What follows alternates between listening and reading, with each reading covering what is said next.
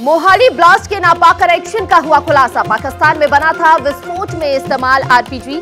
साजिश के पीछे खालिस्तानी आतंकी हरविंदर के होने की आशंका।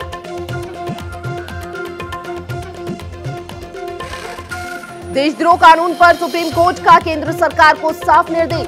धारा 124A की संवैधानिक वैधता पर हल्फनामा दायर कर विचार करने की कही बात। बीजेपी के राष्ट्रीय अध्यक्ष जेपी नड्डा के राजस्थान दौरे का आज दूसरा दिन। अगले साल होने वाले विधानसभा चुनाव की करेंगे समीक्षा। बूथ जीता तो चुनाव जीता थीम पर नड्डा कार्यकर्ताओं को देंगे टिप्स। बीजेपी अध्यक्ष जेपी नड्डा हनुमानगढ़ में जिला कार्यालय भवन समेत प्रदेश के 10 बीजेपी कार्यालयों का भी वर्चुअल उद्घाटन करेंगे और 4 बीजेपी कार्यालयों का भूमि पूजन भी किया जाएगा।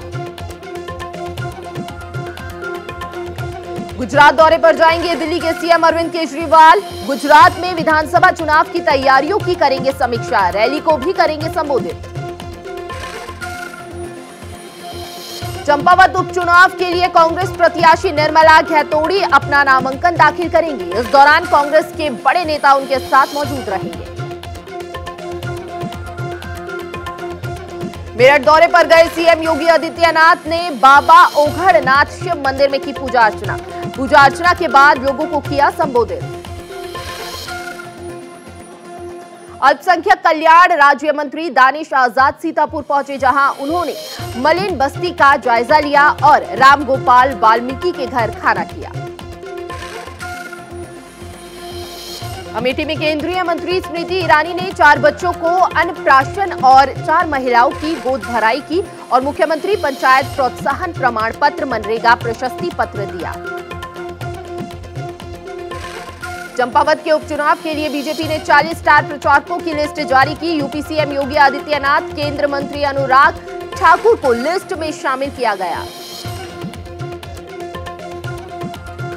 जम्मू कश्मीर के अनंतनाग में सुरक्षा बलों को मिली बड़ी कामयाबी। सुरक्षा बलों ने मुठभेड़ में 2 आतंकियों को मार गिराया। एटा में एक आरोपी को पकड़ने गई पुलिस पर ग्रामीणों ने किया हमला। सब इंस्पेक्टर समेत 6 पुलिसकर्मी घायल। पुलिस ने 10 लोगों के खिलाफ नामजद और 20 अज्ञात के खिलाफ एफआईआर दर्ज की। आजमगढ़ में डीएम ने सपा विधायक रमाकांत के भाई उमाकांत यादव की संपत्ति कुर्क करने के दिए आदेश। करोड़ों से ज्यादा संपत्ति को किया जाएगा जब्त। राजस्थान के दौसा में फूड पॉइजनिंग का मामला सामने आया है, जहां एक शादी समारोह में खाना खाने से 150 लोग बीमार हो गए, जिसके बाद बीमार लोगों को अस्पताल में भर्ती कराया गया है।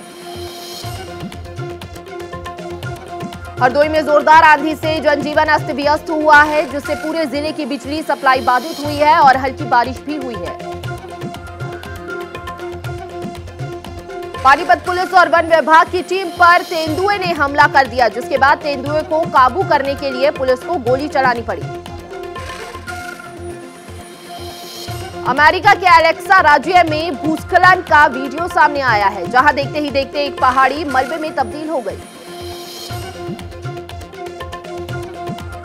यूक्रेन पर रूस का हमला लगातार जारी है, जहां मारियुपोली में यूक्रेन के सैनिकों पर घात लगाकर रूसी सैनिकों ने हमला किया। रूस के ओम्स्क में धूल भरा बवंडर देखा गया, जिसकी वजह से लोगों को गाड़ियां चलाने में परेशानियों का सामना करना पड़ा। अमेरिका के मिल्वॉकी शहर में तेज रफ्तार का कहर सामने आया है, जहां एक 39 साल की महिला की लापरवाही की वजह से 2 गाड़ियां आपस में टकरा गई।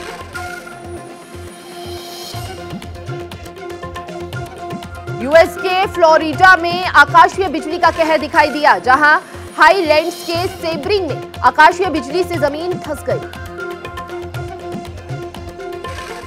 अफगानिस्तान के कंधार में रेतीले तूफान का गुबार दिखाई दिया है। तूफान की वजह से लोगों को भारी परेशानी हुई। डोनाल्ड ट्रंप के ट्विटर अकाउंट से प्रतिबंध वापस लेंगे एलन मस्क। सोशल मीडिया पर प्लेटफॉर्म पर होगी वापसी। 6 जनवरी के विद्रोह के बाद हिंसा को उकसाने के लिए ट्रंप के ट्विटर अकाउंट पर लगा था प्रतिबंध।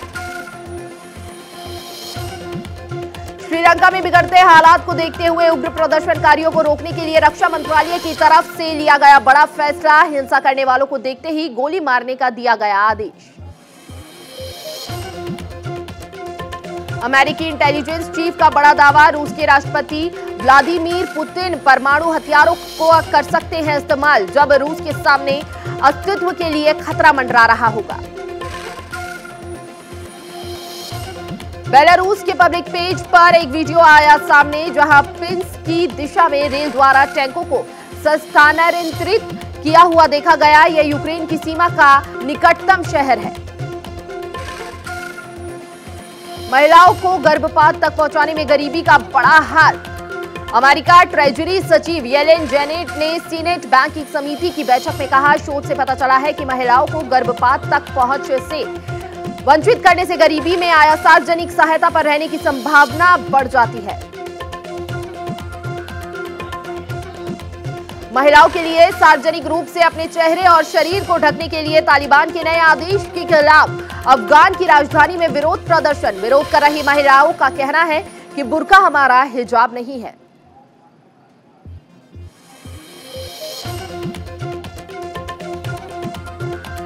यूरोविजन 2022 के फाइनल में पहुंचा यूक्रेन। 14 मई को होने वाले फाइनल कलुश और कैस्ट्रा में स्टेफानिया गीत का प्रदर्शन करेगा। गूगल पर हाल ही में कैनेडियन ऑनलाइन न्यूज एक्ट पास किया गया है।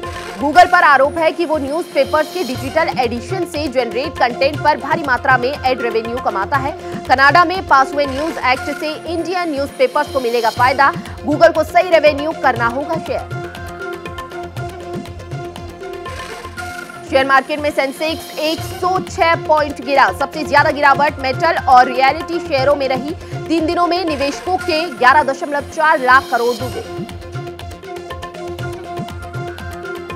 टीवीएस अपाचे खरीदना हुआ महंगा। टीवीएस ने अपाचे बाइक के 10 मॉडल्स की कीमतें बढ़ाई। कंपनी ने कीमत में 2100 रुपए का किया इजाफा। एशियन पेंट्स ने 31 मार्च तक खत्म तिमाही के नतीजे किए घोषित। कंपनी का नेट प्रॉफिट 0.20% से घटकर 850.42 करोड़ रुपए हुआ। अब नौकरी से रिटायर लोगों को पेंशन के लिए नहीं लगाने होंगे चक्कर। जल्द ही उत्तर प्रदेश में QR based smart ID card किया जाएगा जारी, जिससे हो जाएगा सारा काम।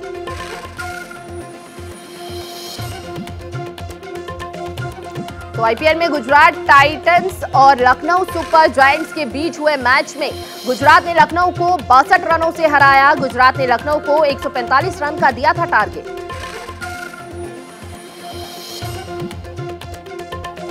गुजरात टाइटंस के बल्लेबाज शुभमन गिल ने लखनऊ के खिलाफ खेली दमदार पारी। शुभमन ने नाबाद 63 रन बनाए। लखनऊ सुपर जायंट्स के बल्लेबाज क्विंटन डिकॉक और केएल राहुल गुजरात के खिलाफ नहीं दिखा पाए जलवा। डिकॉक 10 बॉल पर 11 रन, वहीं केएल राहुल 16 गेंद पर 8 रन बनाकर लौटे पवेलियन। मैच में अफगान स्टार राशिद खान का दुनिया के सर्वश्रेष्ठ लेग स्पिनर में दबदबा बरकरार। 3.5 ओवर में 24 रन देकर झटके 4 विकेट। आईपीएल में आज दिल्ली और राजस्थान के बीच होगी टक्कर। दिल्ली के 11 मैच में 10 अंक है, वहीं राजस्थान के 11 मैच में 24 अंक है। टीम इंडिया के चीफ कोच और भारतीय टीम के पूर्व खिलाड़ी राहुल द्रविड़ उर्फ मिस्टर भरोसेमंद कर सकते हैं बीजेपी ज्वाइन। धर्मशाला में होने वाली बीजेपी युवा मोर्चा की बैठक में लेंगे भाग।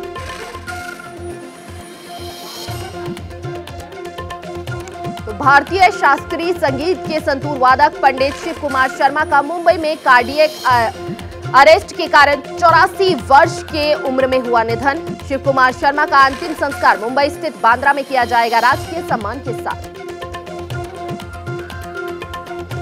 इस साल की सबसे बहुचर्चित और विवादित फिल्म द कश्मीर फाइल को सिंगापुर में रिलीज करने पर बैन लगा दिया गया है। वहां की गाइडलाइंस के हिसाब से यह फिल्म रिलीज करने लायक नहीं है। फिल्म मेजर के ट्रेलर लॉन्च पर एक साथ नजर आएंगे सलमान खान, महेश बाबू और पृथ्वीराज सुकुमारन। यह फिल्म 3 भाषा में की जाएगी लॉन्च। 26/11 के मुंबई आतंकी हमलों पर बना है यह फिल्म। 16 से 28 मई तक चलने वाले 75वें कॉन फिल्म समारोह की जूरी में दीपिका पादुकोण पूरे विश्व मंच में भारत को करेंगी रिप्रेजेंट। दीपिका के अलावा और 7 सदस्य होंगे जूरी का हिस्सा। इस साल कॉन फिल्म महोत्सव में भारतीय सितारों की धूम देखने को मिलेगी। अक्षय कुमार, संगीतकार AR रहमान, फिल्मकार शेखर कपूर, अभिनेत्री Pooja Hegde 75वें cone film festival में रेड कार्पेट पर वॉक करते आएंगे नजर। रिलीज से पहले रणवीर सिंह की फिल्म जैश भाई जोरदार विवादों में आ गई है। फिल्म के ट्रेलर में एक सीन दिखाया गया है जिसमें डिलीवरी से पहले बच्चे का पता किया जाता है कि वह लड़का है या लड़की, जो गैरकानूनी है, जिसको लेकर याचिका दायर की गई है। मुंबई फिल्म बबली बाउंसर की शूटिंग पूरी होने की खुशी में पार्टी का किया गया आयोजन। इस पार्टी में शामिल हुई बबली बाउंसर की पूरी टीम। भारत की संस्कृति को दुनिया भर में मनोरंजन के माध्यम से पहुंचाने के उद्देश्य से Mumbai international film festival MIFF की गई स्थापना। इस मौके पर इसका लोगो भी किया जारी। बॉलीवुड की कई हस्तियां इस मौके पर थी उपस्थित। अपने जमाने की मशहूर अभिनेत्री शर्मिला टैगोर करीब 11 सालों बाद फिल्मी पर्दे पर कर रही हैं वापसी। अगस्त में रिलीज होने वाली फिल्म गुलमोहर में मनोज वाजपेयी, सिमरन, ऋषि बग्गा और अमोल पालेकर के साथ नजर आएंगी शर्मिला। अर्जुन कपूर और तारा सुतारिया की आने वाली फिल्म एक विलेन रिटर्न 29 जुलाई को देश भर में होगी रिलीज। पहले यह फिल्म 8 जुलाई को होने वाली थी रिलीज।